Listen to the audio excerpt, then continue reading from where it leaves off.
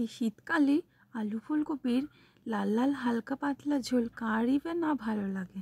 প্রথমে কড়াইয়ের মধ্যে একটু তেল দিয়ে আলু ফুলকপিগুলোকে একটু হলুদ আর একটু নুন দিয়ে ভালো করে নেড়েচেড়ে ভেজে নেব।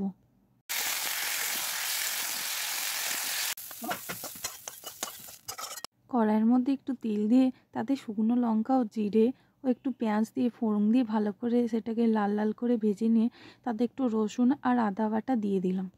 তারপর একটু হলুদ, একটু জিরে গুঁড়ো, একটু লঙ্কার গুঁড়ো, একটু কাশ্মীরি দিয়ে কড়াইয়ের মধ্যে ভালো করে মশলাটাকে কষিয়ে নিলাম। মশলা থেকে তেল ছেড়ে দেওয়ার পর ভেজে রাখা আলু ফুলকপিগুলোকে দিয়ে ভালো করে নেড়ে চেড়ে নিলাম।